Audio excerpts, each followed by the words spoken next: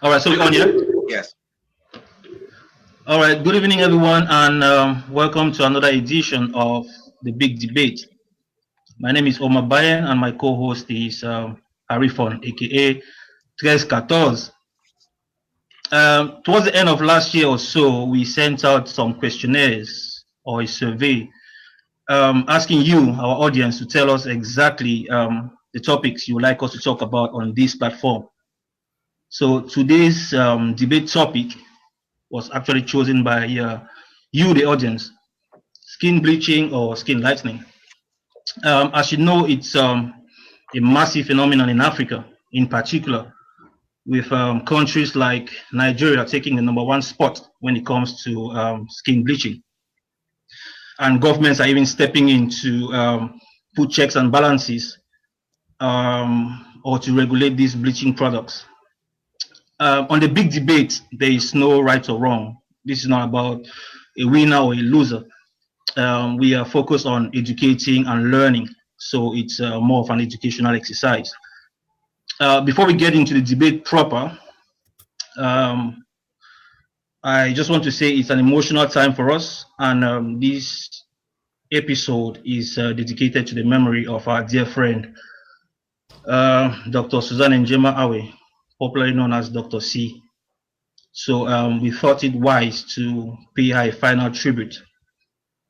So I'm just going to quickly read a tribute we prepared for her on the big debate team by the big debate team. So if you just bear with me a couple of minutes, I'm just going to quickly read it. Okay, so yeah, like I said, today's episode is dedicated to our dear friend, Dr. Susan Njema Awe, fondly known as Dr. C, who was actually laid to rest today in Igara, Nigeria. Susan died on Christmas Eve last year at the age of 40 to cancer. She fought a brave fight as she struggled with the disease for barely 6 months. I'm sorry, for barely 3 months. In spite of the tremendous pain she was going through, she took each day in her stride, never really complaining, always hopeful for a cure so she could get on with her life. And we all hope the same thing for her, but sadly, she passed on. Susan was a force to reckon with, always so gentle and willing to help. She would take time out of her busy schedule to medicate us, not only on Facebook or on her website, but wherever she went to. In whatever function she found herself, you would see her consulting with people, even though she did not know, listening to their worries, giving them health advice and tips. While on her sick bed, undergoing harsh chemotherapy, she was still replying to multiple WhatsApp messages, giving medical advice on Facebook, never showing fear nor pain. She dedicated her life to medicine and helping others. A community builder, she was the people's doctor. Whatever hardship life placed in front of Suzanne, she always made time for fun. Dr. C could dance like there was no tomorrow. Singing was second nature to her. She carried music, joy, and laughter wherever she went. And she was so silly, always telling one silly joke after another, infecting you with her enormous joie de vivre. With her intelligence and humor, she took us to Bokwai. Many of us came to know about Bokwai thanks to Suzanne. With its ever blue seas, plain skies, and greener pastures, Bokwai was a paradise on earth and beyond. Today's topic is especially important to her as she had her own personal experience with skin bleaching. Her one-time partner expected and demanded of her to bleach her skin. And for anyone who knew Suzanne, keeping it real and being authentic were very important to her. Whatever action you took or whatever you set your mind on doing, she would say it's all about the intent. Being true to yourself is the essence of being or doing. Dr. C has been a close friend and confidant to many of us and to us at the big debate. We hope she's watching this show from Bokwai and that our debaters will make her extremely proud. We miss you, Suzanne. Rest in peace, dear friend. Until we meet again, and sip some coconut water in Bokwai. Please, ladies and gents, just drop whatever you're doing so we can observe a minute of silence for our dear friend. Just 1 minute, please.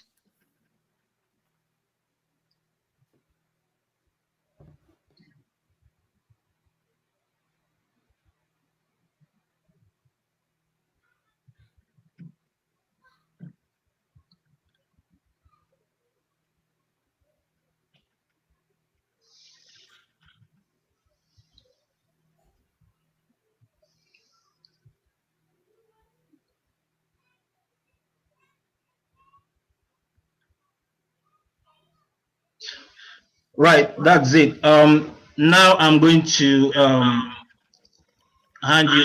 First of all, thank you very much for your patience and understanding, and thank you to Mbole Nane for writing this beautiful, beautiful piece for Dr. C. Um, it's hard, but we just have to move on because that's what she would have wanted us to do. So I'll hand you over to my co-host, Tres Catos, who is going to introduce our debaters and tell us our topic, and then we'll go straight into it. So Tres, over to you. You have the power.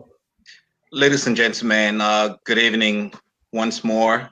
Good afternoon for those on the east and west coast of the United States. Good evening for those of you in Europe. Uh, Good morning for those of you in Asia. And good evening for those of you in Africa. Welcome again to another episode of The Big Debate. Like Omar had said earlier, this topic came from a survey that you guys took out for us to touch on social issues affecting our society.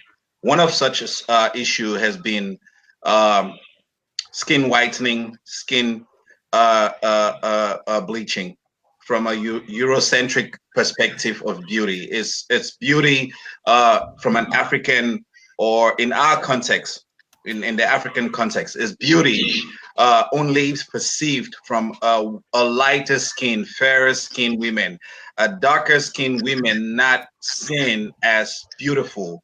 And on our platform today, we have two noble and strong individuals in their own right. We have on one side Dr. Thelma, who is an educationist and a gladiator. In her gladiator battle, or in her gladiator field, she empowers women to pick up physical activities. She works with women in the advocacy of exercising and staying fit. On the other side, and Dr. Thelma will be talking on why skin bleaching, or not to bleach. And on the other side, we have Dr. Willy, a strong member on our platform who has advocated on every angle of everything. And today, Dr. Willy, who is a computer engineer who works for Capital One, came back from a nice vacation in Vegas. He looks rested. He looks ready to take on Dr. Thelma. And Dr. Willy would be advocating on people's on the reason to bleach. So we have two panelists: to bleach or not to bleach. Omar, let's start the questions.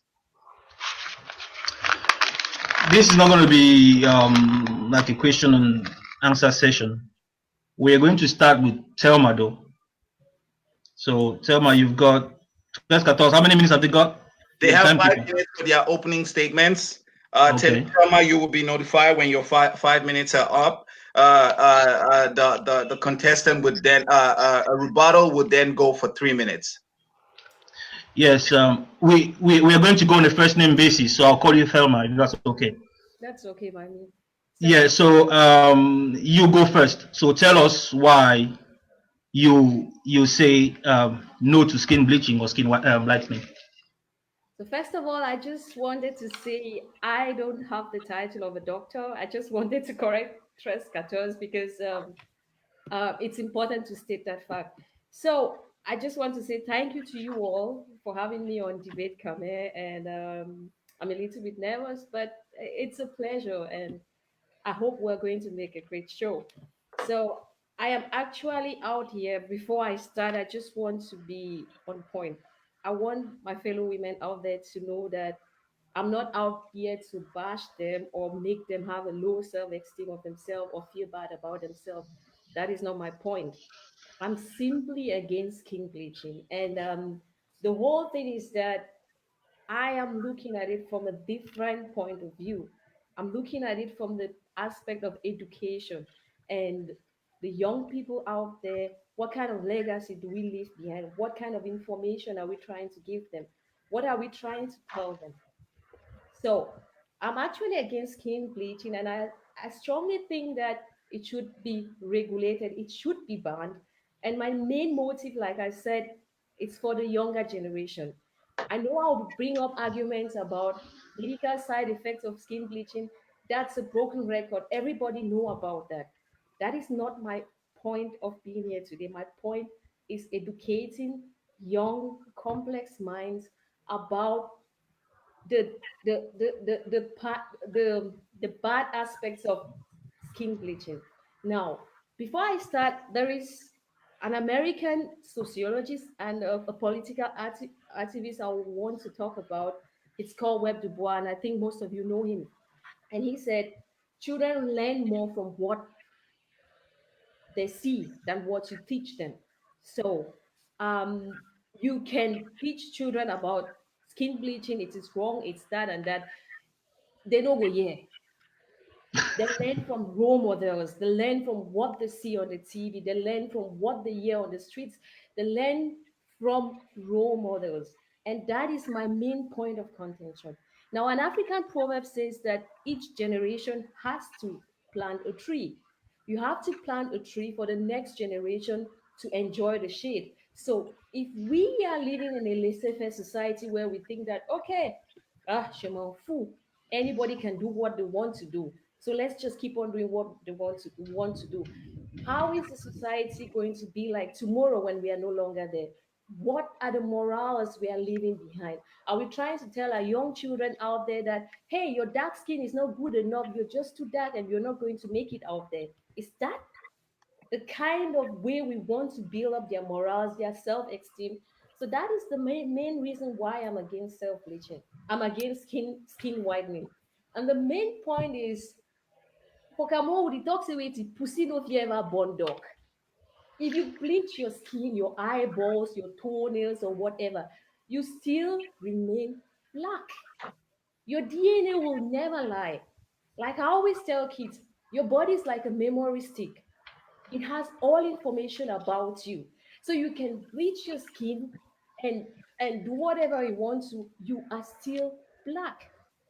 Instead of taking children to the other lane of telling them that, yeah, you can do whatever you want to do, you can bleach your skin, I think we should concentrate on building kids' self-esteem. We should concentrate on making them be happy about the way they are. Because I strongly believe that beauty lies in the eyes of the beholder, and it's not what the society pours out there or try to tell us.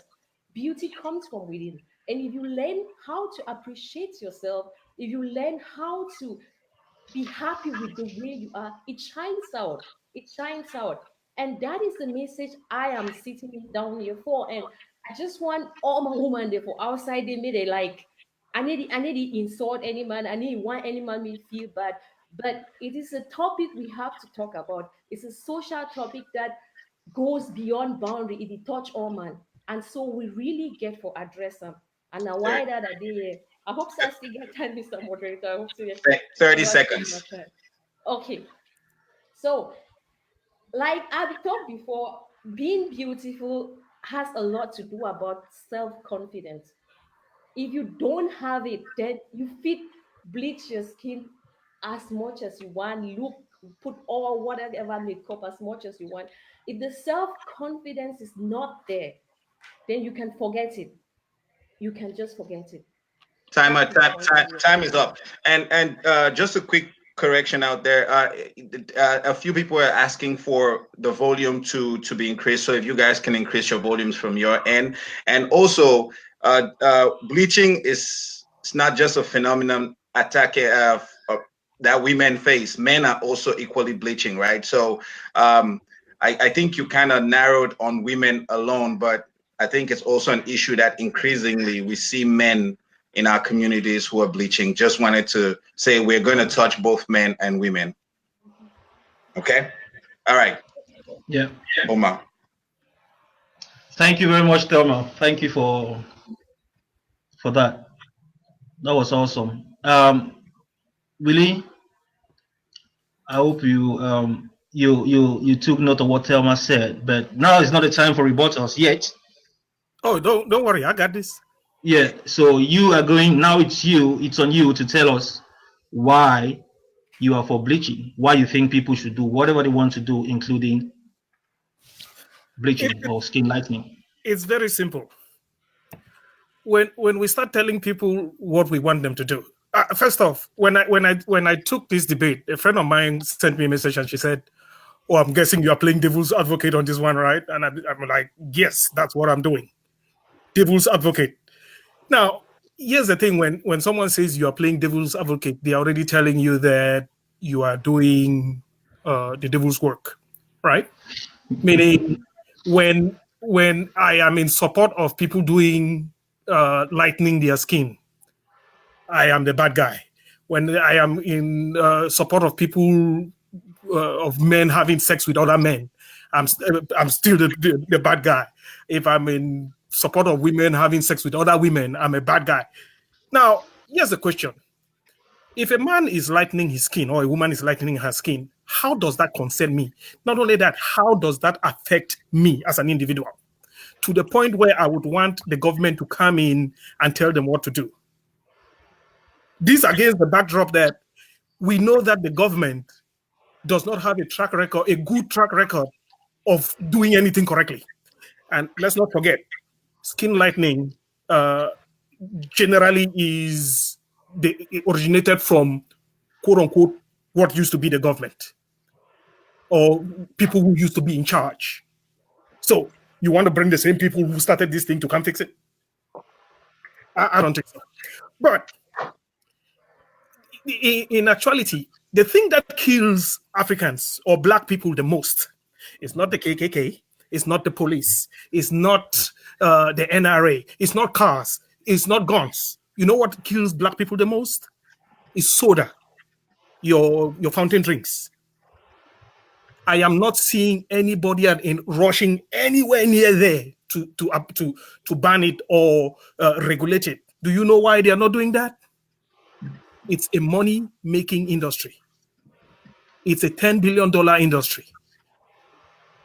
Well, now that some Black people are making a little money, we want to be the first people to run there and, let's stop it to prevent them from making money. It's none of our business. If someone wants to become lighter, and just so you know, those of us in the beige and waffle Negro coalition, i.e. people who look like me, we are on the lighter side of the Negro scale. We are trending. So why are we trying to stop people from joining us? It's again, like Thelma said, whether you do it or you we will still know. But that's their problem, not my problem. If you want to look waffle colored, beige, red, like someone told me, that's your problem. If you want to, I don't know if I'm allowed to use the word dick on right here, but if you want to suck a dick, that's your business. The government has no business telling you. And in that same light, when you have us trying to use the government to regulate stuff, it is generally religion trying to be an overextension. But since they cannot do it, they bring the government in. The government doesn't have a good track record to do any of these things. Soon, and since we are on the topic, African people, the moment you bring the government in, you will start hearing things like, oh, someone bribed so they could continue lightening their skin. Why even go through that trouble? This question is a question of free will. As long as what you're doing is not affecting me, it's not a problem. When your skin lightening starts affecting me, then it becomes a problem. And let's not forget, in 2017, skin bleaching or skin lightening was a $5 billion industry. Now, let my opponent convert that to CFA. That's $5 billion. Let's convert that to CFA, and then let's just shut up about it, because for $5 billion, it's an entire ecosystem of employers and employees making money. Now, if that stops me from giving someone money, for what we all send money back to Africa or to India or wherever some of these lightning products are coming from. But if these people are employed, why am I trying to regulate it so that you are cutting off a lifeline? It's that simple. Let everybody do them. I'll do me, and if we can make some money in it, then fine. And not only that, let's say skin lightening, as my opponent will surely say later, that it causes cancer. So what? I hit them up on the first time when they bought the product. I hit them again when they have to pay for cancer treatment. It's a win-win situation. Maybe not for them, but it is for me. Okay, Willy. That was your time is up. So good introduction. I would let Omar continue with the follow-up. Right. That was very animated, Willy. Thank you for your input. I'll go back to you, Thelma. Have you got any rebuttals for Willy? I didn't get you well. Have you got any rebuttals for Willy based on what he said? Have you got anything to counter what he said? I do. I think before I start with Willy, I just want to make something clear. I wanted to apologize to the women because I have a great follower of women, and I didn't want them to get annoyed or feel like I just want to attack them or whatever. Now, men and women bleach. Let's get that clear. Both sex, they do it. Now, when Willy tells me that it's not, I think what he said it shouldn't be a problem. It's a personal thing if people decide to bleach or something like that. Yeah. And I think that we as an individual, we have a role to play in the society. We do have a role to play in the society. True, sugar, okay, let's say soda is killing, right? But sugar is being regulated in Europe as well as in America. To get that point clear, the point with soda. Now, the bleaching industry is what today, $20 billion. So what does that tell you? It tells you that there is a lot of laissez-faire going on. People don't want to know what the side effects of skin bleaching is. They don't care. So what happens? The markets keep increasing, and the side effects keep increasing too. I just wanted to make that point clear with Willy too. And also, Africans always want to deny the fact that, yeah, it doesn't concern we. Why should I take the responsibility about this or that? After all, we have to take the responsibility, because if you don't take that responsibility, other people will take that responsibility for you and give their ideologies, and you will be the one to complain later on. So I just wanted to clear that point up with Willy. That was just all that was just my point. Okay, you did have 3 minutes, but you ended at that. Omar, just they've thrown out a lot of numbers, 5 billion, 10 billion, which is a lot of money. And before we do, let me just ask this in regards to this money that's being thrown out there.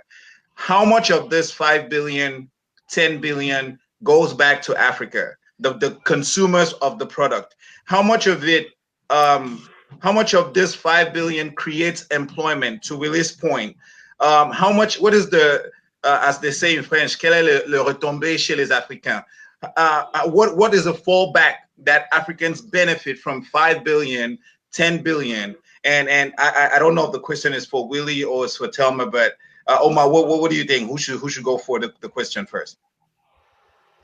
I think Willy should answer that first. Okay. So I don't know our. Yeah, because because you said a couple of seconds ago that it's about employers and employees making money, right? Yeah, and that's what I'm trying to say. Why should I regulate something if that pays my salary, for example, that pays people's salaries? So the question now is, yeah, all these figures, 10, 5, 20 billion, how much of that money goes back to, say, Nigeria, for example, which is the number one African country when it comes to skin bleaching? We don't have to look far. Our quote unquote Afro celebrity who lives here in Los Angeles, Densia, right? The so-called CEO of White Initials. Do we have? Right. Yeah. Do we need to look far? No. She is making it, or she has made bread, right? Based on that alone, we can only assume that. I mean, I don't want to think that she fell out of a tree. She does have family, which is benefiting from whatever she's doing, right? And if you take that same line of thinking, she's not the only one. There's plenty of Africans who have made bread based on whitening solutions. Now, maybe it's only Cameroonians who don't like to monetize, and because Densia is half and half. She's half Cameroonian, half Nigerian. I'm guessing it's the Nigerian half of her that is winning. But particularly Cameroonians, our approach to this thing, you hear things like they call people who whiten their skin, they call them jangsa, which is also a product. Now, if Cameroonians could make money off of that, which I'm sure they are, do you think they would tell you? But I'm sure they are making money. They're making bread off of that. And so we can only go off of the global numbers, but there's no denying that Africans are making there's a complete ecosystem where they are making the products, they are selling the products, and they are making gain from it. Now, it may not be in the people at the downside may not be gaining anything or not enough to warrant us to jump up and down about it. But as a business person or as a capitalist, there is money to be made. Now, secondly, let's say if someone gets cancer from whitening their skin. Guess who hits them a second time for money? The same capitalist, because cancer drugs are not cheap. In that regard, you don't want to tell me that when people are sick when they get cancer in Africa, they don't go to hospital. They do go to the hospital, and we do hit them again, second time for the money. Again, it's their choice. They made that choice to become to lighten their skin. Why is that a problem for me or for you? 10 seconds, Willy. Yeah, I don't have anything to say after in 10 seconds. So okay. So Thelma, would you want to add to that, please? I just want to add to what Willy said. Now, Deutsche Welle is a renowned media for Germany. They write articles that has to do with Africa and the world as a whole. Now, in 2018, Deutsche Welle estimated that the market for bleaching cream was worth 19.8 million US dollars. All right. Now, where do we get these products from? These products come from Asia. They come from Taiwan. They come from China, Singapore. They come from France. They come from Europe. And some of them, a little bit, like always, comes from Africa. Now we have people making all the watt of bleaching creams. We have it at 18 million, right? But do you know how much it costs to treat skin cancer? It's about 16.1 million. And how many Africans can afford that? Most of the revenue being made from skin bleaching creams goes back to these countries. It goes back to Asia. It doesn't go to Africa. In Cameroon, for example, you have producers of ginseng. I'll call it ginseng, okay? So that it's a term we all are versed with. Yeah. Now, you get mommy the way they sell her under counter. Mommy will tell you, say, I know how to mix am no. He go mix am, he go give you. Of course, today, lots of them are making money from it. You can see that on YouTube. You can see that on Facebook. You can see that everywhere. That is not the problem. The problem is the side effects of these products. Does the money being made, can it really treat the side effects? The issue is these products have minerals which we all know. I'll go back to that point. We all know they are not, they are very, very harmful to the skin.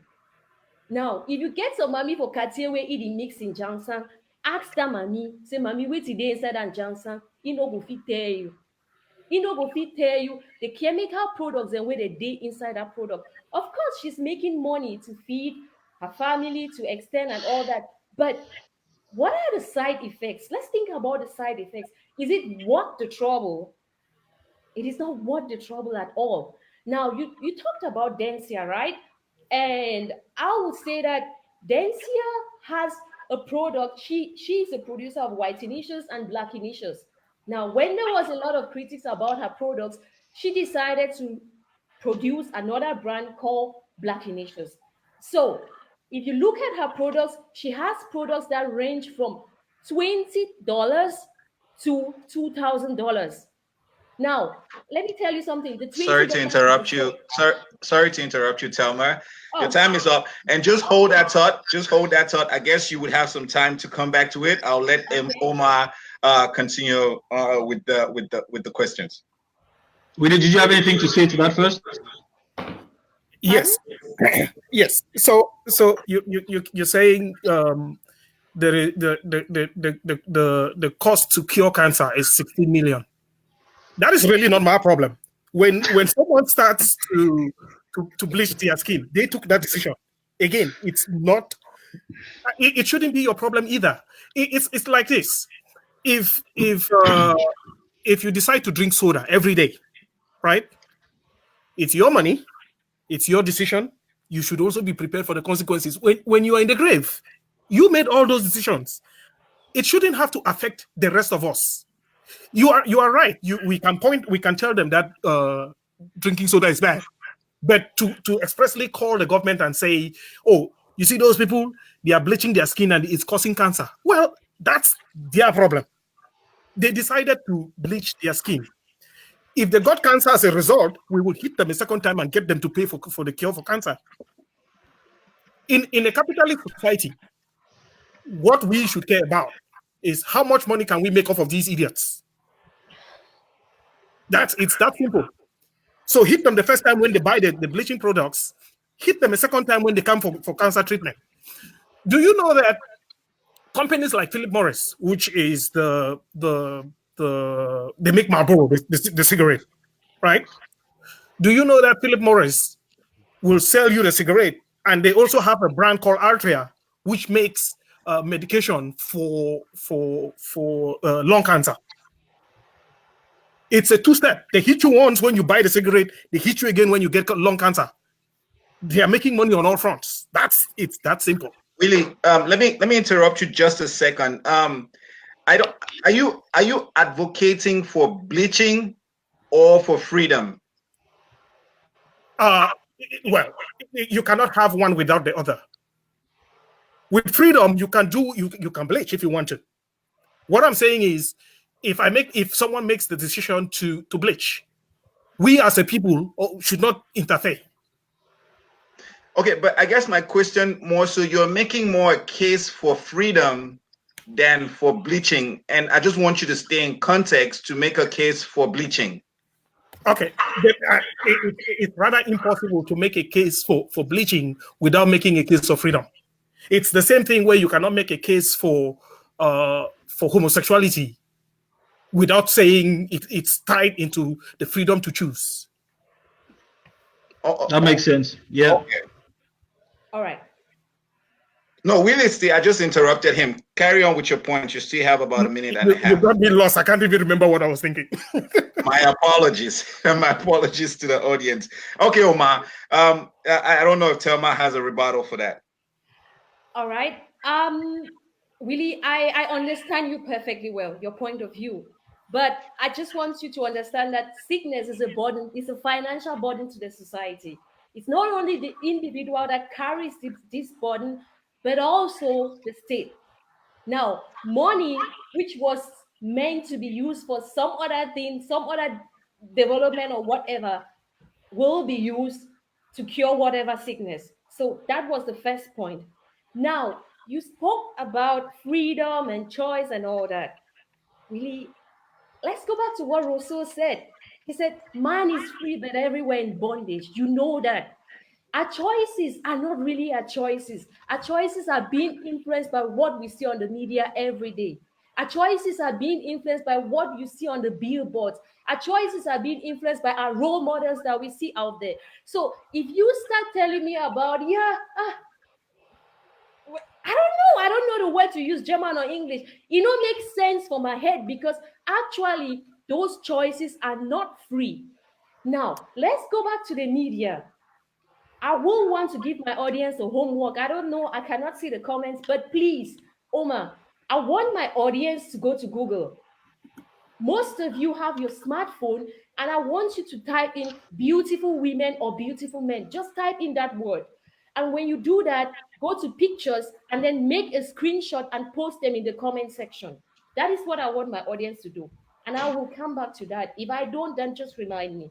I'm sure they can hear you, Thelma. All right. Now, when he spoke about choice, and I'm trying to tell him that our choices are being conditioned, there is nothing like freedom or whatever, because what young people see on the media today is something different. When you look at the media, you see beauty, you see a different standard of what beauty is. The standard we have today is based on the ideas that is based on white supremacist ideas. A woman has to be light in complexion, long hair, long eyelashes, and that is what people go for. So, how do I tell a young black skinned girl who is in her puberty or in his puberty and tell him that, come on, you don't have to bleach your skin when all he sees out there are people who do that? There was a case about a Tofis. I think it was this year or last year. I don't really know. I don't know. But there was a case on a Tofis where many people attacked him on social media and they told him that, look, young man, you're bleaching your skin.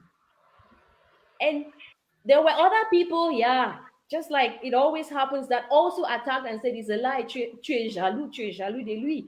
And what do they say in Cameroon? L'argent lave or whatever. I don't know. I cannot say. I cannot pronounce. I cannot quote it well. So when you have money, you look cleaner, you look classier. Now they say l'eau lave, l'argent rend propre. Exactement. L'eau lave, l'argent rend propre. That is what people are trying to sell out there. And I was very happy when Etofis wrote in, I think that was Dido magazine, when he wrote, he responded. And what did he say? He said he was going through a laser treatment, and the side effects of the laser treatment was that he became lighter and all that. But there is a psychological trick. The mere fact that he got up and said, okay, I acknowledge what you guys said, but I'm not doing it. It is also the role of a role model. It is also something he's trying to tell the young people out there that, okay, it is wrong to bleach your skin because bleaching your skin will not make you successful. Hard work, what happens to those things? What happens to what our grandparents used to tell us about hard work? What happens to those morals? So if you start telling me that there is choice, there is that, what are choices? They are all conditioned by what we see in the media. And like I said, I don't know if we have the pictures already. If you can make a screenshot of the pictures, if anybody has posted any, I am sure that Omar 90%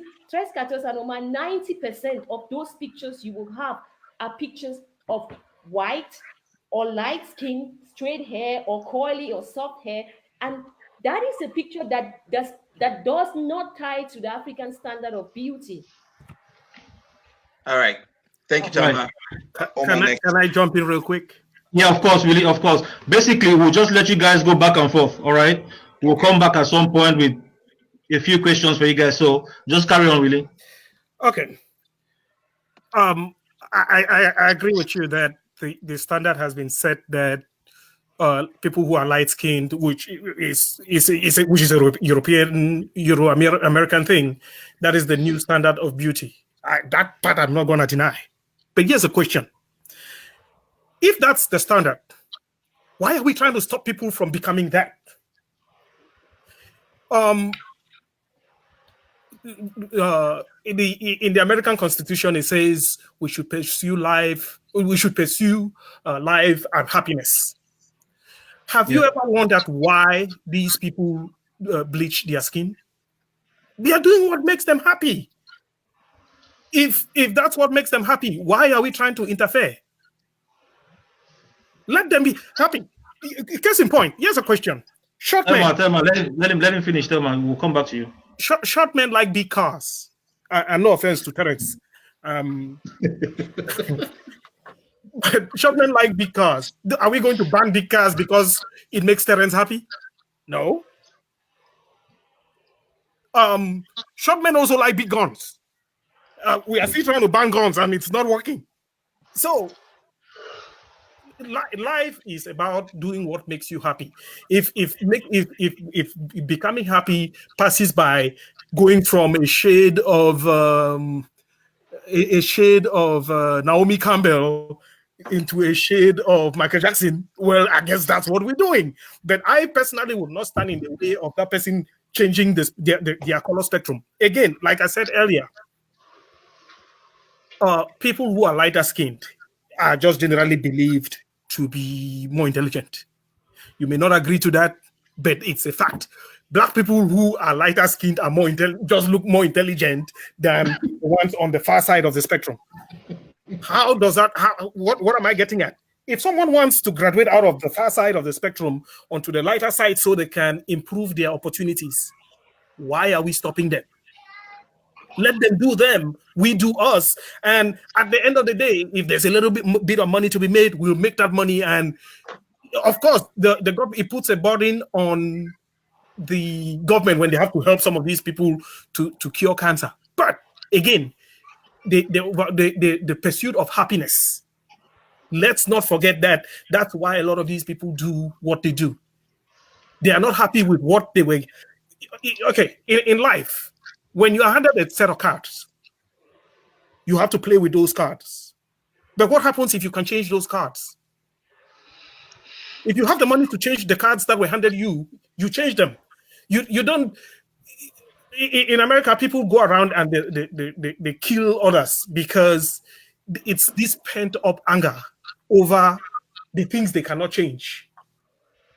But being able to lighten your skin is something you can actually change. So why not change it? Speaking of which, what is the definition of normal? Okay, Willy. What is not normal to you is normal to me. Willy, that's 3 minutes. Okay, time up. I'm sure Thelma has a whole lot. She has been holding a lot of emotions. So Thelma, this is your opportunity. Go for it. All right. Actually, I do not understand your theory or your point or where you're coming from. But I said, what did I say? I said the whole standard being set out there from the media is based on white supremacy theories. And I also made mention of the fact that your skin is your identity. That is what makes you you. So if you are trying to tell, I mean, all what you're doing, you're just trying to tell an intellectual lie, because the color of your skin does not make you better than now. Then you have something we Africans practice, and that is colorism. And all this is based on racism. I don't know if you have ever come in contact with racism before. I don't know. No, I look like white people, so no. Okay, I don't know. But people who have come in contact with racism before will make you understand that what you're trying to say is not on track. It's not really on track, because I don't know where to start, but start from anywhere. Now, let me go back to my point. I made mention of the fact that the whole standard of beauty being set out there is based on racism. And now let's go back. Let me take you back to history. I'll start with the genocide in Rwanda in 1994. Rwanda, just I think a couple of years before, I think last year, they decided to ban all products, all bleaching skin products. Now, I strongly believe I believe that factors do not stand on their own. A lot of factors combine to bring out an outcome. In 1994, there was the genocide in Rwanda. And the issue is there is a background history. You have the history between the Tutsi and the Hutus. Now, when the Belgians took over Rwanda from the Germans, Belgians, we all know what they did in Africa. We know all the atrocities they committed in Africa. What did they do? They also carried out systematical racism, and that was in the form of colorism. The Tutsis, they were fairer in complexion. They looked more like Caucasians. They were being given a position in the society that enabled them to go further than the other group. And at one point, the Hutsis and the Tutsis were being forced to carry ID cards. And on their ID cards, it was being written if you are a Hutsi or you are a Tutsi. What happened? At the end of the day, there was a genocide. And the Hutsis decided to wipe away the Tutsis. So I'm trying to explain to you that colorism, it's not something we should smile about. It is something we have to fight against. And it starts by trying to emancipate young people, trying to make people know that this, hey, we're trying to protect the black race here. I say, if you tell me, say, who go for Bob Marley? Okay, who take our pigeon? Go for Bob Marley. So he said, emancipate yourself from mental slavery. Because till we try to tell me so, in the whole water, true, so really know water from my head. Those standards are there. It's a form of racism. And you, like a black man, should be able to stand up and fight that. Yeah, here's the thing, though. Right. Here's the thing. Okay, Willy. We are fighting for the protection of the black race, but again, we do know that the black race is not one color. The black race goes from the Michael Jackson spectrum to what's that woman from Sudan, who is in a different range of black, right? The black race is not one particular color. It spans it's broadband. Here's the thing. In that light, we should allow people to be able to transition from one part of the spectrum to another. It doesn't change who you are. You are always going to be black. You cannot become European just by lightening your skin.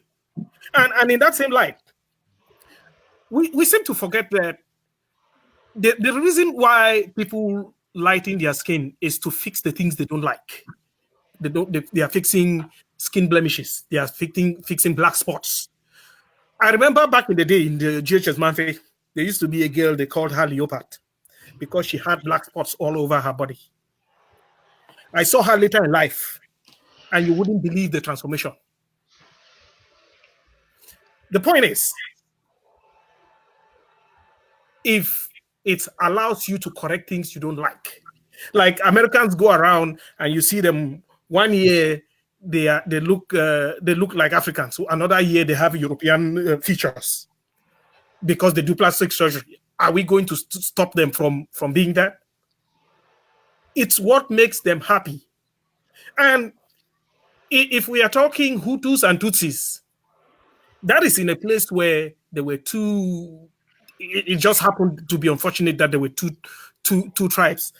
Take Cameroon. If someone decides to be Njangsa in Cameroon, right? How are we going to say, oh, all the people from XYZ village are all light skinned? It's impossible. The Hutus and the Tutsis, that was just an unfortunate situation where it was two tribes across the board. Nigerians have their own problems. I mean, you said that they are the highest, they are the greatest, they have the greatest population of skin lightness. they are fighting, or they are fighting, it's not because of, they are not fighting skin color. They are fighting for other things. Skin color is not one of them. All right, thank you, Willy. I think Omar. Willy, I have a question for you. And as a matter of fact, your position, Willy, your position, and I think I'm going to use this question to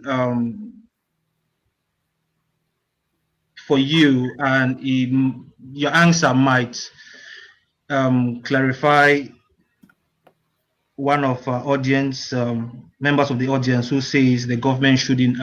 So basically, you and one of our members, one of our members of the audience is saying the government shouldn't intervene or put any regulations on skin bleaching products. So the question is, say in the US, for example, where you live, and most of Europe, the active ingredient used in bleaching creams, hydroquinone, is highly regulated. It's capped at, say, 1% or 2%. This is because it is highly toxic. Yep. So to get a higher concentration, you practically need a doctor's prescription. Yep. Before you can get it any higher. And I'm sure African governments are trying to regulate this because, like Thelma mentioned earlier, because of the rudimentary way our mothers back in Cameroon, for example, are mixing these products. So, and if the government is intervening, it's because the government has a duty of care to protect its citizens, even against themselves. So that's why they're actually regulating this. So do you think the government is not correct or not right to regulate hydroquinone, which is really toxic, highly toxic? It causes cancer, which you don't care, kidney damage and all that. Okay, so the government is right to regulate hydroquinone. That's a given. But that's not the point here. The point is not so much hydroquinone itself, but it's the products that are born out of that, right? So when you have products like what do they call? They used to call those things in Cameroon. You have those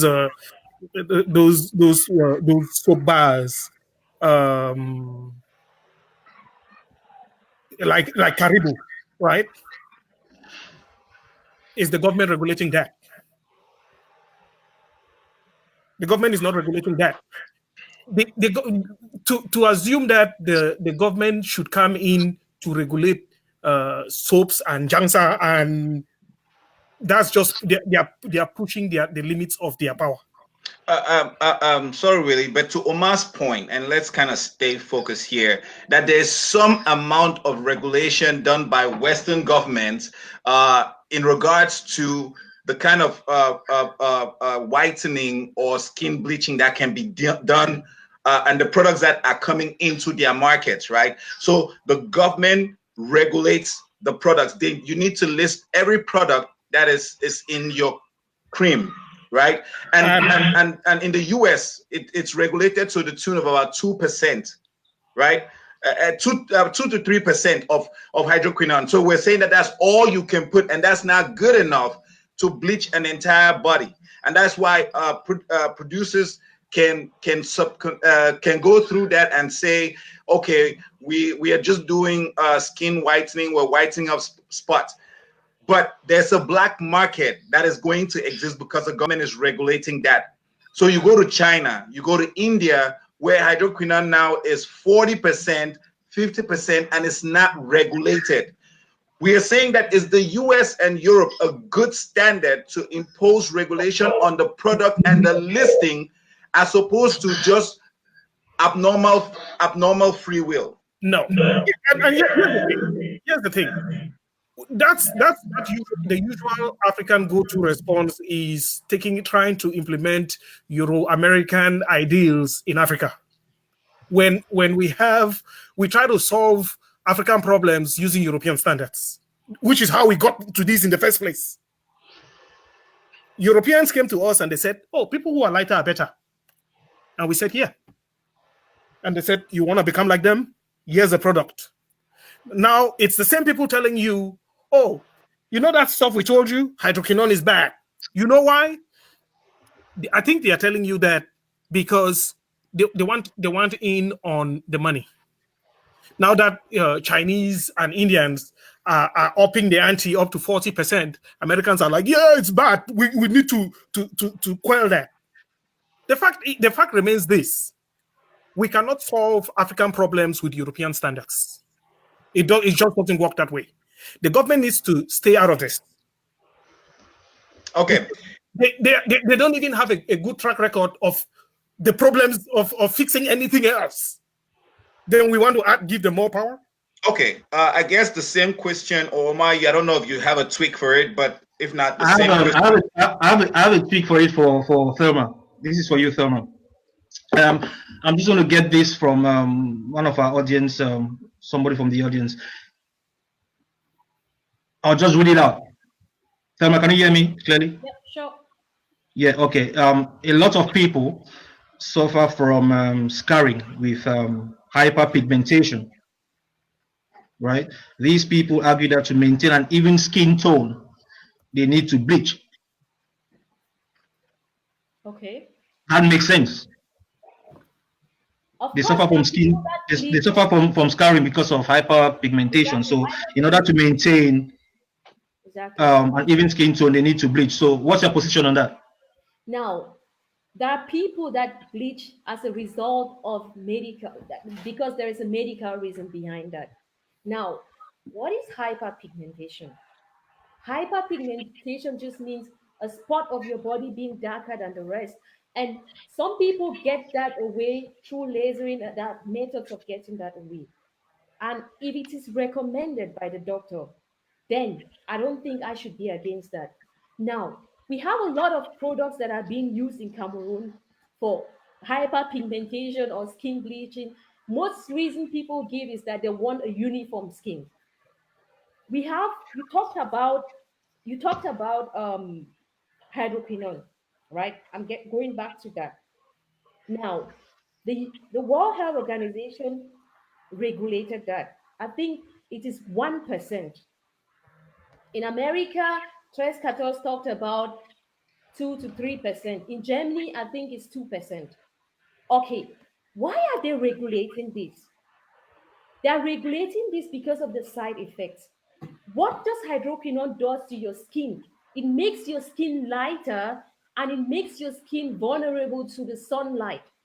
Then don't go outside. Here we are talking about climate changes, right? We are talking about climate change is a fact we cannot deny. Now, what does the rays of the sun do to your skin, especially to those who stay in Africa, Equatorial, people who stay in the hot areas? It destroys your skin and it can lead to cancer. I know most people don't want to hear about that. In Cameroon, there was a study that said 44% of men and women in Cameroon bleach their skin. What do they use? Now, let me not go to what they use, but let me give you their reasons. Most of them brought about the idea of suffering from hyperpigmentation. Most of them wanted a uniform skin color, and they did not go to the doctor. They did not go to the doctor. I have a study here from the hospital in Yaoundé. You will laugh if you see how many percent of people with hyperpigmentation or skin problem that go and see the doctor for a prescription. It is about 7%. What do they do? All man go Cartier. All man here for your auntie say, if you get hyperpigmentation, go down and or mix you until you rub on for your skin, go finish. And what do we have in these products? We have corticosteroid. And what does corticosteroids do? It erodes your skin, the upper part of your skin. Corticosteroids are used for bacterial infection. And when you use them for bacterial infection, the side effect is that the spot becomes lighter. So woman, they don't realize and say, oh, that spot don't be lighter, okay? Now I want all my skin be exactly that same color. And what do they do? That is what women do. That is what most men and women use in Cameroon today. And it is bad for the skin because particles go into your organs, and you get women, for example. I'm talking mostly about women, but men also have their side effects. You have women that have problems with cysts. You have women that have problems with their reproduction system, respiratory system. You think say they come on side. Where do they come from? So I think the whole idea about hyperpigmentation, if you have a problem with hyperpigmentation, go and see a doctor. They are natural products. Potato, for example, or tomato, for example, it's a really bleaching agent where if you think, so, okay, I have a spot on my body, okay, it's darker than the other spots. You try to use it. It's funny, if you go to the internet and see what people sell out, some person will tell me, say the area for a nipple na hyperpigmentation. So you want me the nipple be pink, and there are products for that. You will tell me, say between your legs na hyperpigmentation because it be darker because sunlight need go through. You get a product for that, and what happens? The side effects, they are not. It's not worth the trouble. All right. Thank you. Okay. Just sorry, Willy. I've got one more question for Thelma. Then I'll come back to you, Willy. If that's okay. Just go me 1 second. Yeah. It ties down to what you just said at the beginning of the debate. She talked of or during her introduction, she's a gladiator because she empowers women. So let's talk about empowerment for a bit. The whole notion of empowerment is that as an adult, and the key word here is adult, you should choose what you want to do with your skin. So a lot of people agree with Willy that, yeah, as an adult, I should be able to choose what I want to do with my skin. So that's empowering, say, as a woman, I'm sure you empower women in what you do. So isn't that a little bit contradictory to turn around and tell them, okay, I'll empower you, but I'll put reservations on what you can do with your own body? Okay. Now, Omar, thank you very much for that question. You see, the whole idea, like I said, empowerment, it's a broad spectrum. I said, you just spoke about choice, and I made mention of the fact that our choices are being conditioned by what we see out there. So there is need. Empowerment means informing people. I'm not coming to your house with put on for your head, say, "Mommy, no go buy your oil." No, I'm trying to give the information out there for you to know that those products are risky, for you to know that we are not doing the younger generation any good. That is another form of empowerment, trying to give them the information they need. And when I started, I said, I'm not bashing against the women. I'm not trying to make them feel bad about their self-esteem or whatever. I think another aspect of empowerment is education, it's information. And really, most of those products in the market, normally the norms, if I'm selling a glass of water with mixed minerals or whatever, I have to label it, put the ingredients, everything that is inside this water, so that people will know what they are using. That is information. Dan Johnson, when I go buy a Cartier, those products that money they for tell na true no, they don't know exactly seeing the way they did inside that product. Now, there are two spectrum of bleaching creams. You have the bleaching creams that I want to be fair, you have bleaching creams that are, yeah, they have a positive impact on the body. They like provide the body with vitamins and that stuff. How many mommy then young girl then for Cameroon? I'm taking Cameroon because Cameroon have 44%. Nigeria has 77% of women. So how many young people, men and women, can afford it? Most of people go, all man they go in a black market to go get the products and really get them. So there is need for information. There is need to tell them that, look, those products can be harmful to your body, because those people mixing up the product, they did not measure it. They don't know exactly where till they get that insider products in. They don't All right. know. Thank you, So Thelma. that's another form of empowering. Thank you very much, Thelma. Willy, I've got a question for you. And before I ask you that question, I just want to show you something that ties with what Thelma said earlier about if you Google beautiful people, beautiful women, some pictures are going to come up. And one of our followers, Sasha Don Plexo, actually has inboxed the big debate, and he's actually Googled what Thelma said. And I'm not making this up. This is what came up. I don't know if you can see this clearly. Beautiful women. You have a bunch of white women on there. Can you see that? Yeah. Okay. Now my question to you is, when our sisters or our brothers see this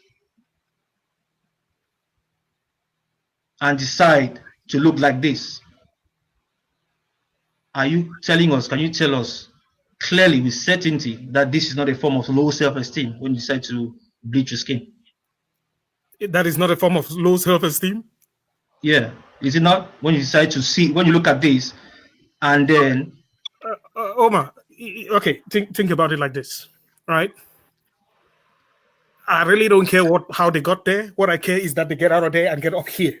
So if this guy has low self-esteem, right, and he looks at a white person and says, "Oh, I want to be like that," right, and then he rubs some youngster, he goes from your tone to my tone, and he becomes a happier person, right? Yeah. That's in essence what I am saying. Does he become happier for doing that? Because at the end of the day, let's do what makes us happy. If a man decides to suck a dick and it makes him happy. The language, Willy. Oh, my bad. If it makes him happy, in essence, that's all that matters. Is he happy?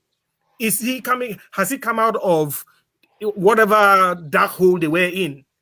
And are they now, because think about it. How is the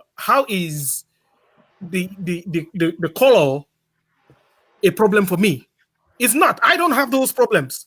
But if someone else has that problem and it makes them come out of that hole, and they are now playing we are now on the same level playing field where he's happy, I'm happy. Why is that a problem? Okay, Willy, let me see this Omar's question in this way. We don't control these platforms. When I say we black people, we don't control Google. We don't own Google. We don't control like Thelma had started earlier, that what you see becomes your perception, not what you're necessarily told to do. What you see. So the picture that Omar showed you, it's somebody telling you that this is what is good. It's not necessarily what you believe to be good. The freedoms that you were talking about is your belief. I believe that this is good, right? So is it in contrast of what you're trying to advocate? Because if I'm telling you that this is good and you have not done your own due diligence to check that it is good, but you're advocating on freedoms and choice, is that necessarily freedom? Yes. When you're coerced to believe that something is good for you. Okay, but you see, when you are saying that they were coerced, I don't know that. It is a marketing strategy, Willy. No, I don't know that they were coerced. I know that they are doing what makes them happy. Right? So, yes, Europeans have set a standard that says white women are the de facto standard for what is defined as beautiful. Now, if Eposi looks at a picture and says, "Oh, I want to do that," no one is holding a gun to Eposi's head to say, "You must do it." She made that choice. But should we not also set a standard that black women like Lupita Nyong'o, like Eposi, should be beautiful, and we put their picture out there so that they can also have role models to look at those pictures and. Well, first, again, the black race goes from Tisha Campbell to Naomi Campbell. It's on the one side you have a yellow bone, on the other end you have a whatever we want to define Naomi Campbell as, and everything in between. Why are we assuming that these people are making these decisions based on white people and not on Tisha Campbell? Okay. Right. They could choose to look like, because there is this black person here who is super light skin naturally. So it's not so much that, yeah, white people are the standard, but we also have black people who fit that mold naturally. So to assume that they are doing it based on the white model only is, well, I guess I get your point. Willy, let me give you a scenario. Okay, this happened in Nigeria. There have been cases where mothers have been accused of bleaching their babies. Dr. Shobande Isima, while in medical school, consulted a mother at a health center in Lagos. The baby was 2 months old, just 2 months old. And they brought the baby with horrific, chronic skin disorder. The mother explained that, can you hear me, Willy?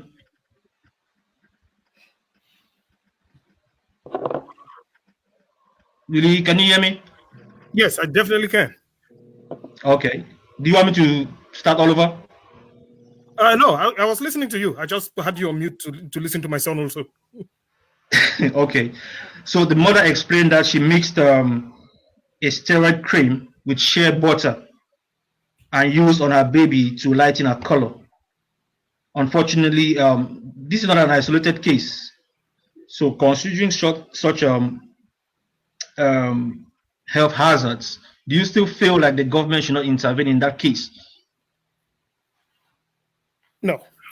The mother. That's a baby. That's a baby. The baby, a 2-month-old baby, doesn't make any choices. Yes, but in this case, it's not about happiness of the baby. It's happiness of the mother. The mother made that choice. The mother was doing what felt right for the mother. Yeah. So if the government imposes these checks and balances on what you can do and what you cannot do, because at the same, it's still part of the debate. Okay, but again, this maybe that's why in Rwanda, Rwanda went for an all rights ban against all skin products because of cases like that. Don't you think so? Maybe that's maybe that's why, but I call that governmental overreach. Right? Okay, explain. It's that same thing where we live in the United States, right? And for whatever reason, the Constitution says there should be separation of church and state. But when you go to places like Oklahoma, you cannot find the demarcation of what is church and what is state, right? The same rules that people do in their churches, they want to make them apply in the government, right?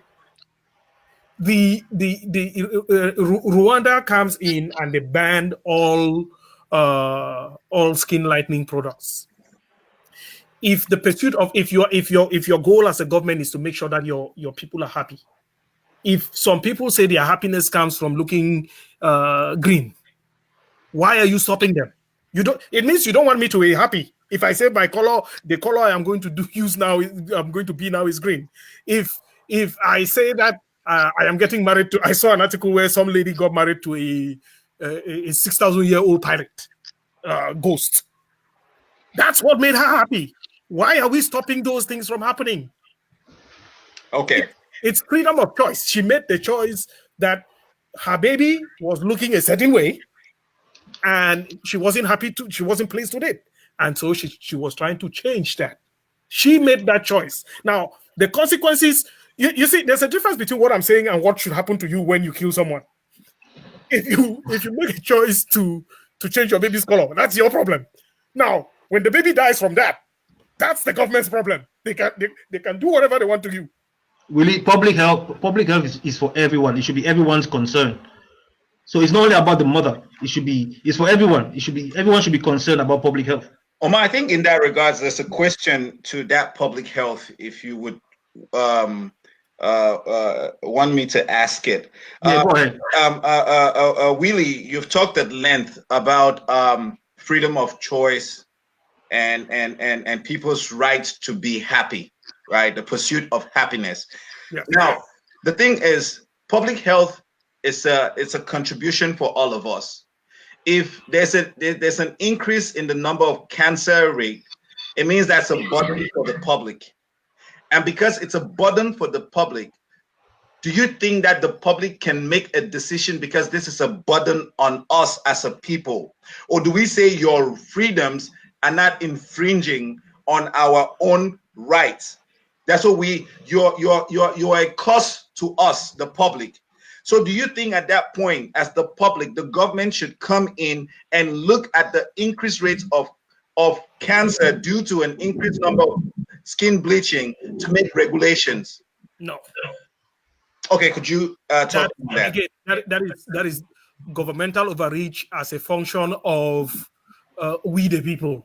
The people are saying, well, it's causing a burden. Yes, but again, that's the majority trying to infringe on the rights or the happiness of the minority. We have these people whose happiness comes from looking a certain way.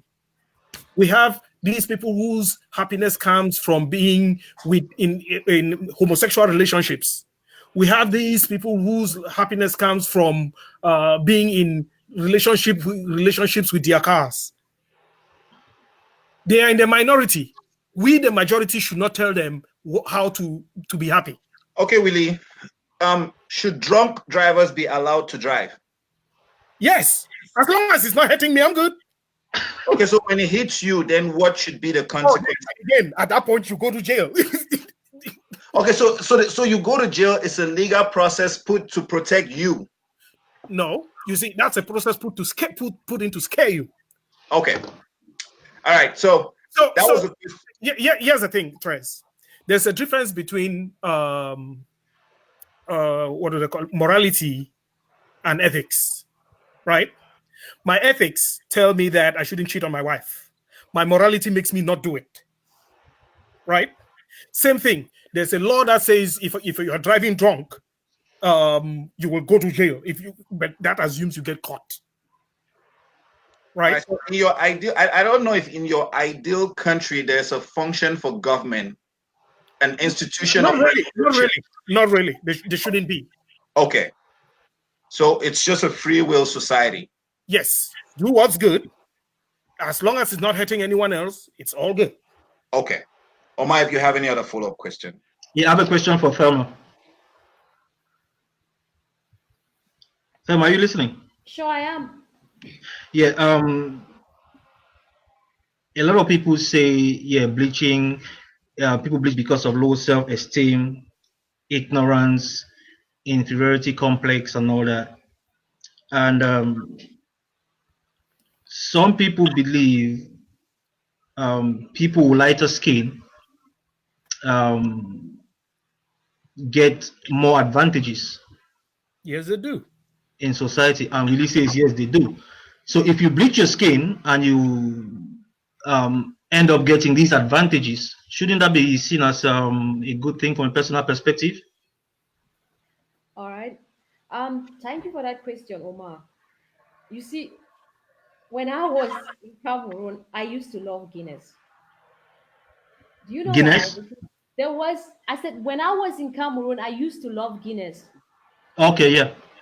Well, you mean love drinking or like a brand ambassador? No, so I like Guinness because there was always Michael Power and there was always this logo or slogan, "Black is beautiful." And that slogan is what I use for young people. Now, the issue of self-esteem is real. And that is the main reason why I said we have to focus on information and education. All right. The whole idea of colorism has been practiced. We practice them in homes. You see, mommy, the born Pekin, the one white, the one light, the other one be dark. Say, oh, my white man Pekin. It starts from there. Not just small fact then. It starts from there. You see some man, they wake up, he say, I like me a yellow woman there. I don't like me any dark one. What can get them? It starts from there. It's a whole system. It's based on the way we think. And the thing is that I started by saying that all this is based on colorism and it goes a deeper way into slavery. True, I spoke about the fact that if you go to Congo, for example, the percentage of people that bleach in Congo, you have 60%. And you ask yourself, where does it come from? When the Belgians were in Congo, there was also this aspect of, okay, those with the lighter skin get a better position. During the period of slavery, there was also this aspect of colorism. Those that had lighter skin were allowed to work in the house, not on the farms, so that they should not spoil their skin color. Now, here in Europe, for example, there is also the aspect of colorism. If you go to Italy, you see the Senegalese man with a darker skin, and then he tells you that, c'est difficile de trouver un travail. He cannot work in a restaurant because his skin is darker. I do accept that fact. There is the issue of self-esteem. That is a point. But my idea is, I think we have been brainwashed. We have been brainwashed in the sense that we don't see ourselves as what we are capable of doing, but our skin color speaks for us. Now, when you want to stand out, if you have the skills, if you are hardworking, I think that your skin color does not play a role. And if you are confident enough, that was my point in the beginning. It shines out. The way your gesture, your body language, it shows. But when you start thinking that, she has a guy because she looks lighter than me, or because he has money and the fact that he has a lighter skin color makes him look fresher and more attractive on social media or Instagram, there you have a problem. It's a problem, it's a mental way of thinking. And I think that for me, Nasik. For me, so Nasik. And that's why I think education, information is the key aspect of trying to tackle this issue. I have two kids. My younger daughter is lighter than the eldest. And my eldest daughter was like, why am I dark and my younger sister is lighter? It was a very difficult issue for me because I live in a society where racism is real, where you face racism every day. So you have to start from the beginning to make your child understand that your color is your identity. There are different shades of black, just like Willy said, but it doesn't make you any lesser, or it shouldn't even make you think that you are not eligible for certain aspect of or certain types of job. So I think that we have to fight that whole idea of the way people think upstairs. There was a comment on Facebook once when somebody said, if you have to start by curing bleach minds before you start curing bleach people, something of that sort. I think it has to do with the mind, because the mind is powerful. And if you can control that, you can control a lot of things. So the whole idea of self-esteem has to do with the mind. It has to do with background, cultural aspects, how you grow up, how you were being taught. There are Black people who are successful out there. We have Lupita. You spoke about Lupita. She is successful. You have the ladies in Black Panther. There is a German lady in Black Panther. I watched her on the TV the other day and I was impressed. There are Black people out there who are role models and they are successful. We should use Okay. role models to increase the self-esteem of people, or for kids who have difficulties, and not just paint them the picture that, okay, what the social media or what the mainstream media is trying to portray. We have, Okay. all right. Thank you. Thank you, Thelma. Can I jump in there real quick? All right, go on, Willy. Yes, the question was, if you could take that advantage, would you do it, or should you do it? I'd say yeah. Yeah. If you're on the dark spectrum, the dark side of the dark people side of the spectrum, and you had the opportunity to take the advantages of the beige colored Negroes, would you take it? Definitely. Because again, what makes you happy? Don't sit back and say, oh, colorism this, colorism that. Do you know that during slavery, white people didn't actually go inland to capture the people that were sold off as slaves? That was us doing that even before we met white people. We took our own and sold to the white man. So it's not colorism. It's the white people didn't even teach us that. We taught ourselves that. We said, oh, look at that dude, very black. Sell him to the white man. Look at that one, not black enough. All right, let's keep that one. If the advantage is there for you being lighter skinned, take it. If it doesn't come naturally, then well, take it. All right, thank you. We have 5 minutes to the end of the show. So Omar, to this last segment, what do you have reserved? In fact, let's take a 2 minutes break, then come back, get a few questions from the audience, and we've got a few questions for the audience, like 2 or 3 questions from the audience. Okay. So Willy, take a break. Thelma, take a break. Back in about 2 minutes. Now we play music. There's no music today. Like people died a long time ago. Are we online? Yes, we are. We are live. We are live. Don't do anything inappropriate.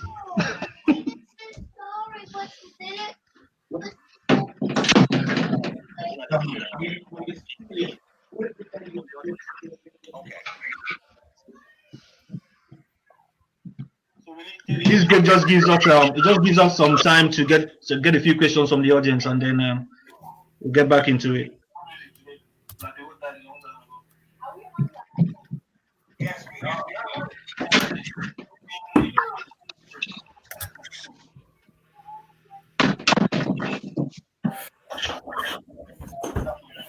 What is it about?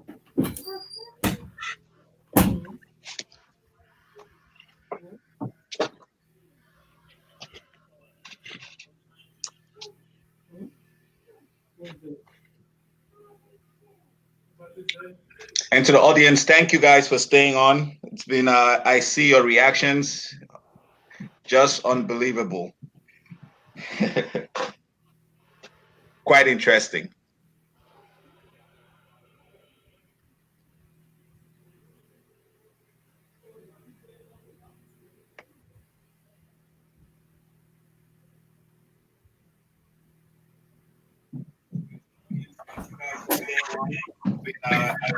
Reactions, just unbelievable.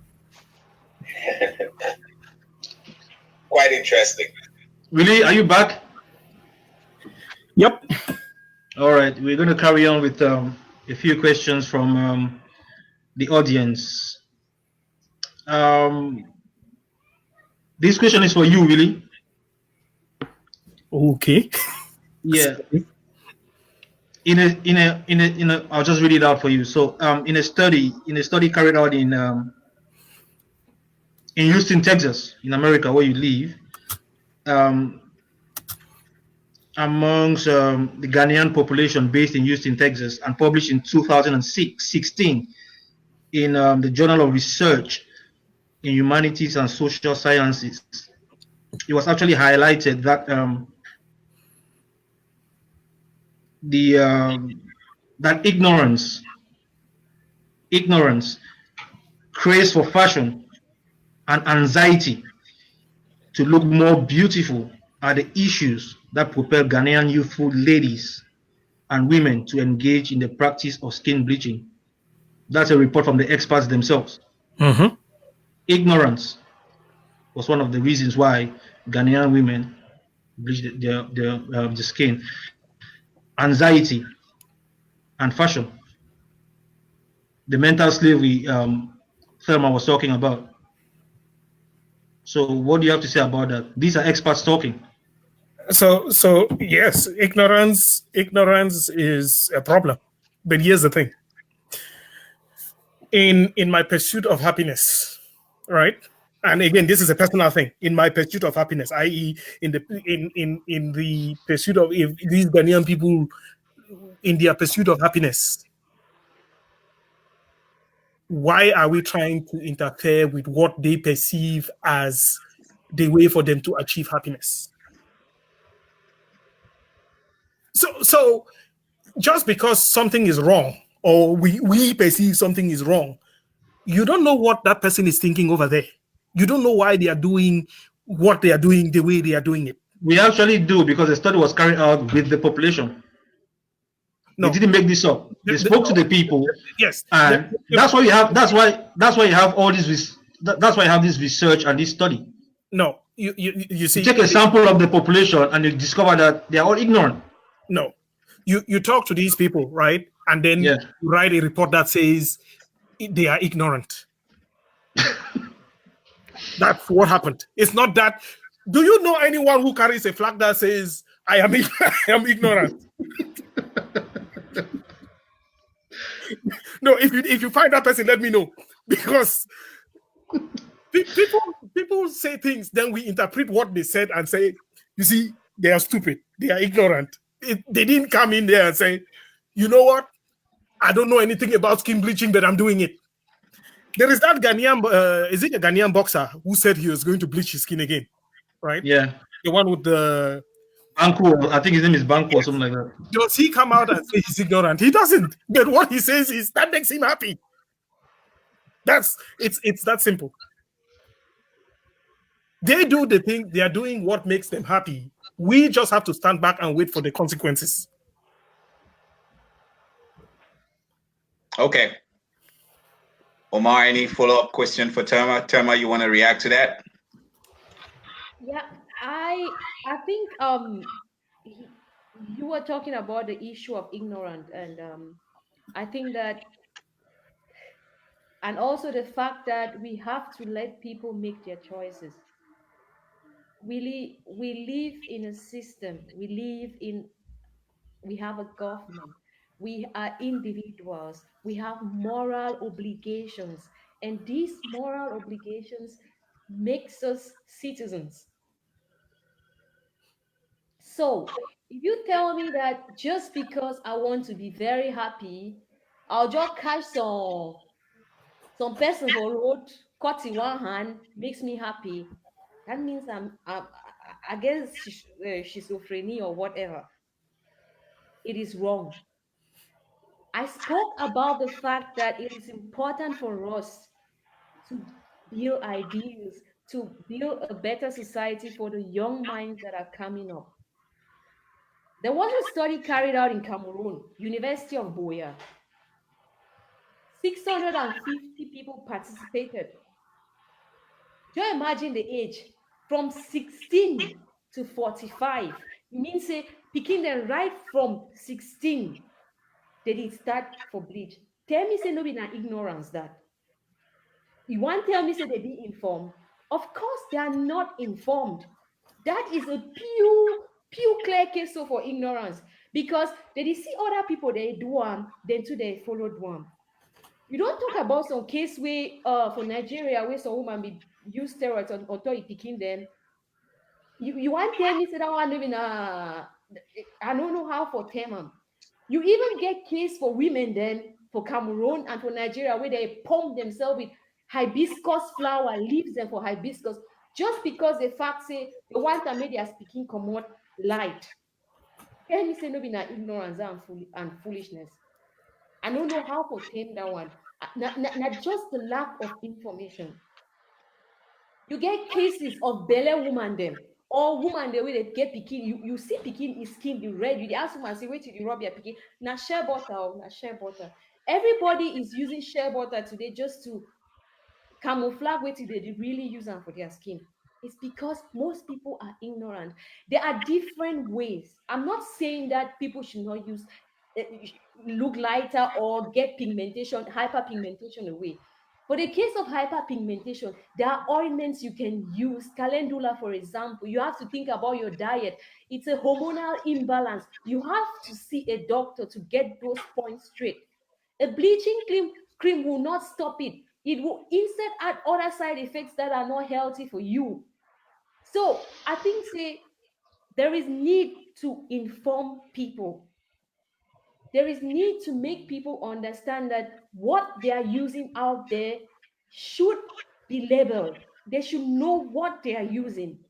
And once you have done that, then you fish done now for your hand, say, okay, I did my duty, I informed them.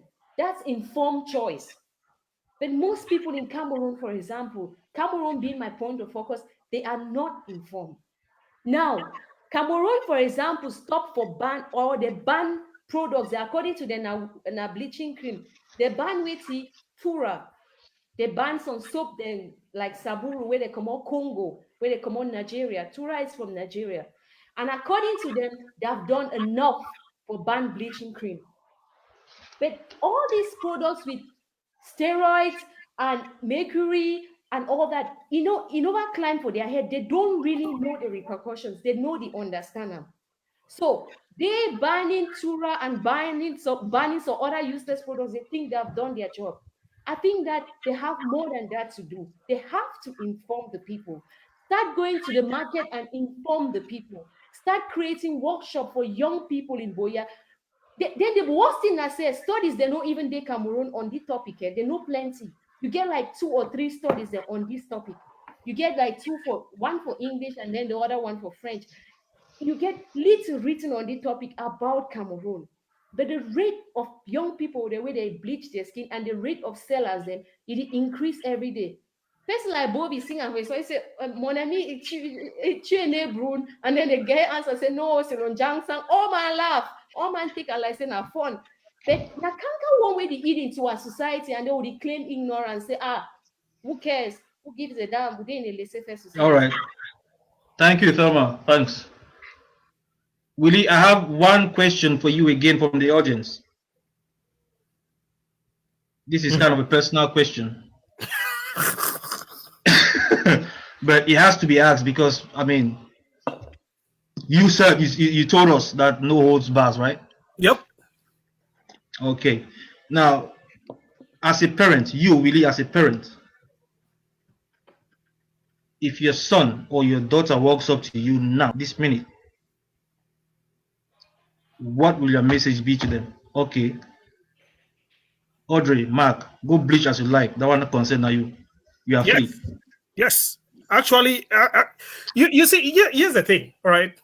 I am in that space where I am not a Republican, but I am not a liberal. I'm a, what do they call those people? Independent. No, it's a... yeah, progressive. No, it's a leap something, right? Where I believe in very small government, and I also believe that people should do whatever they feel like, right? What happens to you when you do that? That's a different story.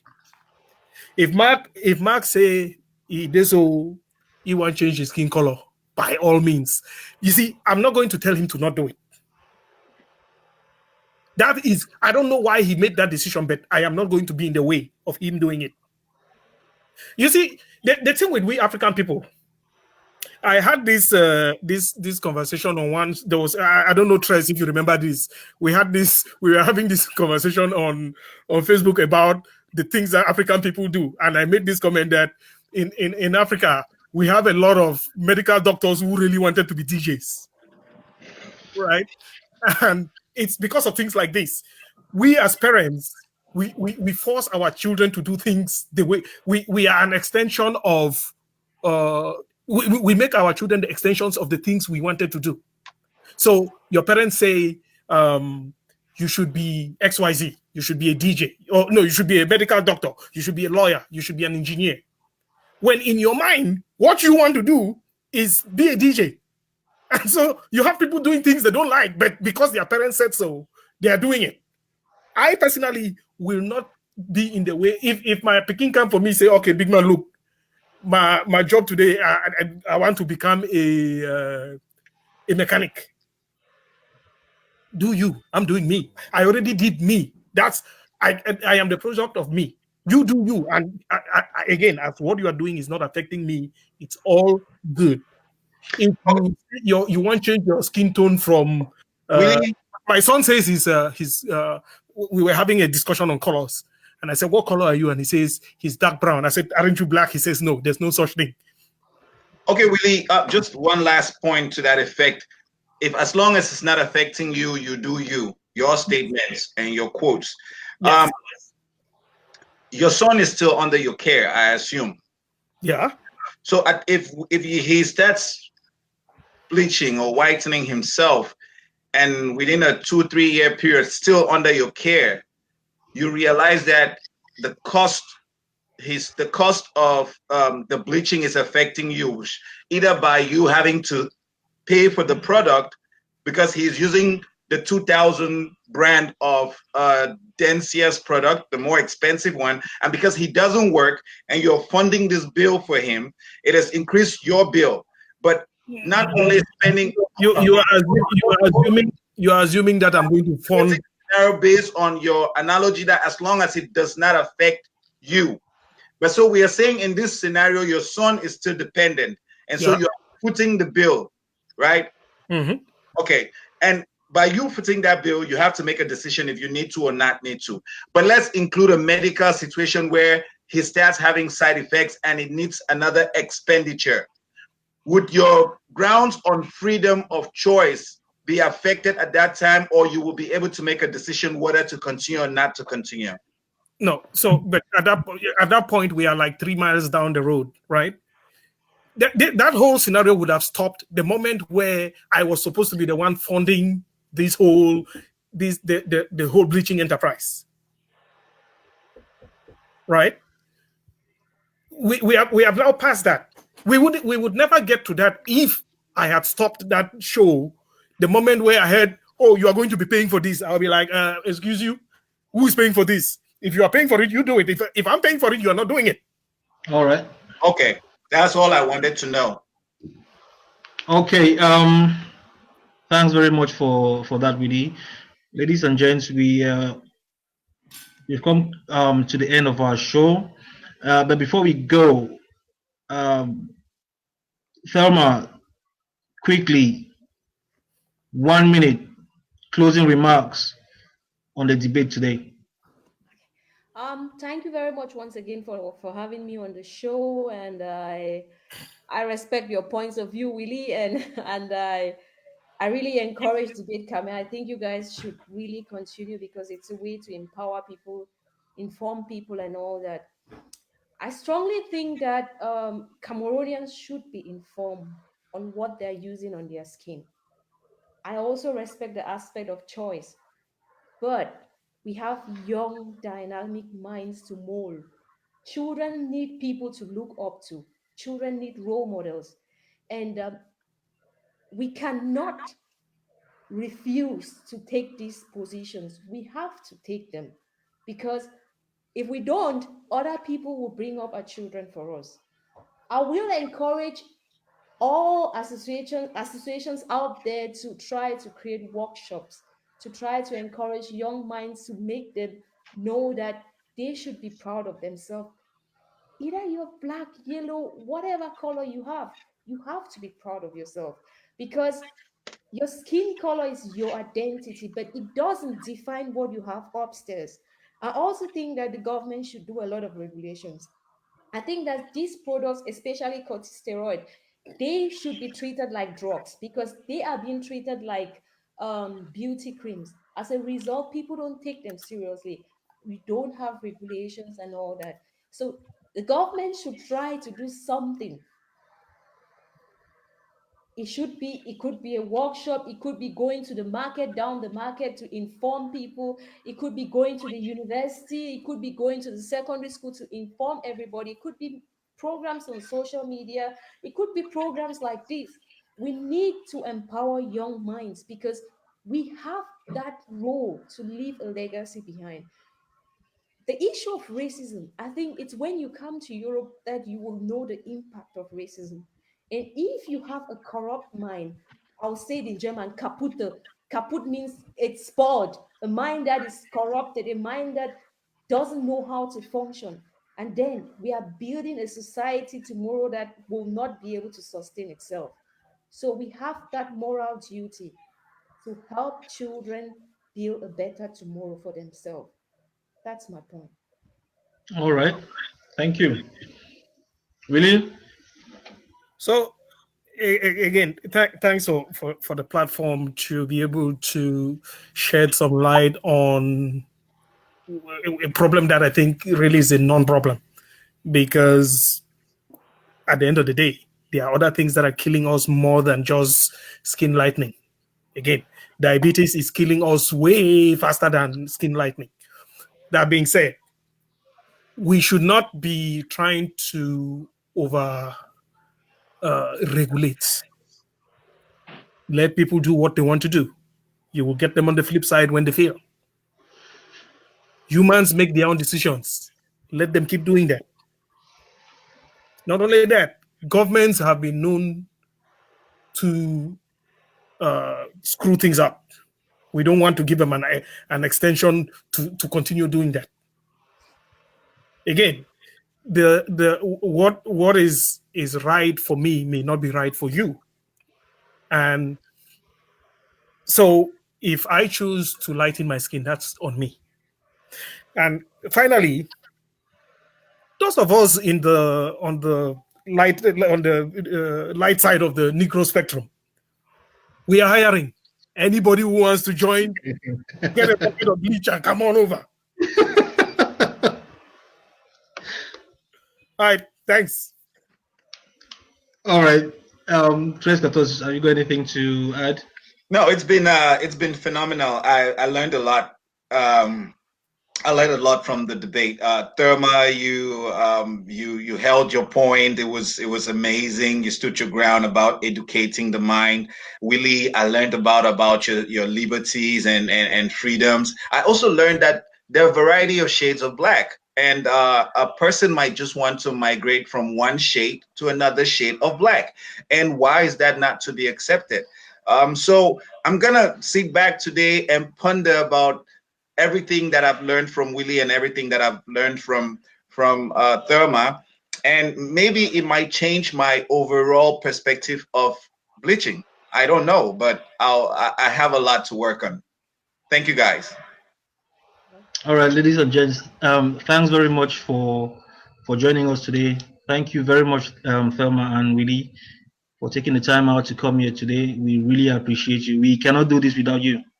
We only get better. Like I said at the beginning, we are not trying to it's not a win or lose situation here. We're just trying to learn and educate people. So thank you very much for your contribution, and have a good evening. Take care of yourselves. Thank you to our audience, and thank you to Team Big Debate, Dr. Terence Agbo, Nzipa Yoktako, Phoenix, Tres Gatos. Thank you very much for hosting with me today. Mbole Nane, thank you very much for that beautiful piece on Dr. C. And God bless you all. Have a good night wherever you are. And thanks Stay to safe. audience. We forget the next progressive mind would be with Aya Bine from Cameroon. That would be yeah. In the next week or a couple of weeks. We will keep you guys posted on that, and it would be quite interesting to talk about the project he's carrying on in Cameroon, the charity and everything that's going on. So stay tuned for the Big Debates information for the upcoming progressive talk. Thank you guys, and good night. Thank you for having us. Good night, everyone.